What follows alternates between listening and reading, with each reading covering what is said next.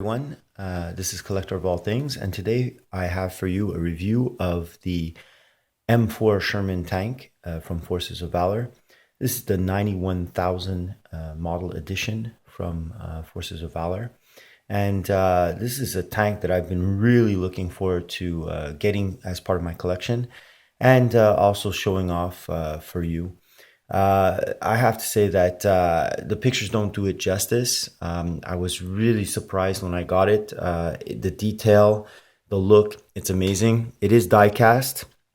Now, just to give you a little bit of history on this tank, I don't normally like to, in my reviews, to discuss the actual real life tank. But just to give you a little background, this wasn't the best made tank of World War II.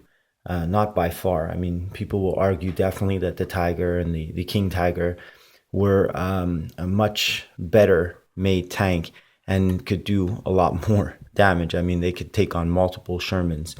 The real thing that people have to understand is not the fact that the Sherman was a great tank, but it was the amount of Shermans that could be fielded. Even though the Germans had a superior tank, they could not put as many out as the Allies could with the Sherman. With the industrial might of the United States, they were able to put out almost 50,000 of these Sherman tanks in different varieties throughout the war, starting in 1942. This was a mid-level tank, a medium tank, and these were in service from 1942 with the Americans up until 1955, and then they went on later on in some other capacity in some Allied countries up until the middle 60s.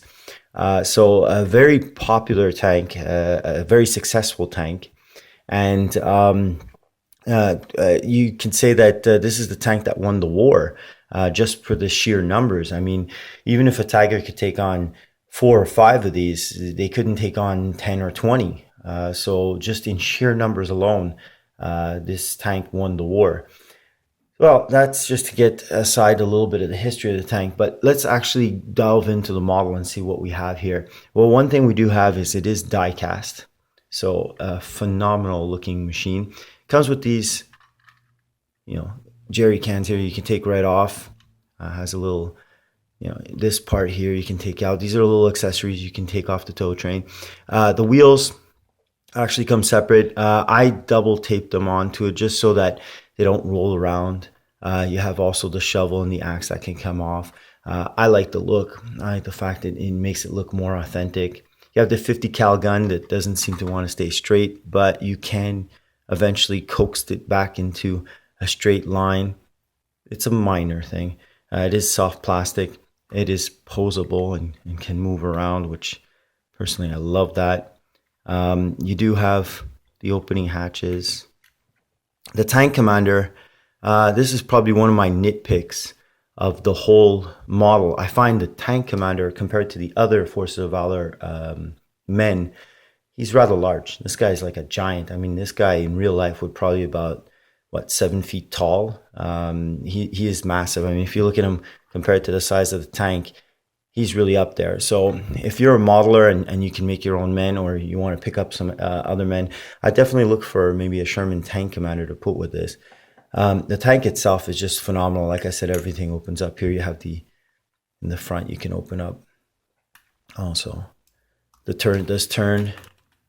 Mine was a little stiff out of the box. I had to a little bit of oil so I can get it to turn smoothly. Gun goes up and down. You have the coaxial gun right there. You do have the gun on the side where the radio operator would have sat, the gunner, driver position.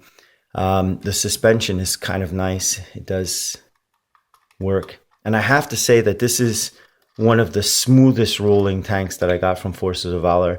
I mean, when you move it, the track moves very smoothly and has that nice little tank sound to it. Overall, just a beautiful tank. It's one of the smaller ones. Like I said, I have the King Tiger. I have a Tiger too.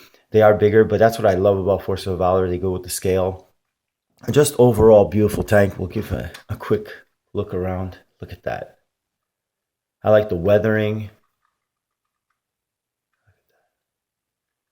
I think they just did a great job. Anyone who's familiar with my reviews knows that I'm a huge fan of Forces of Valor. Unfortunately, these are very hard to find.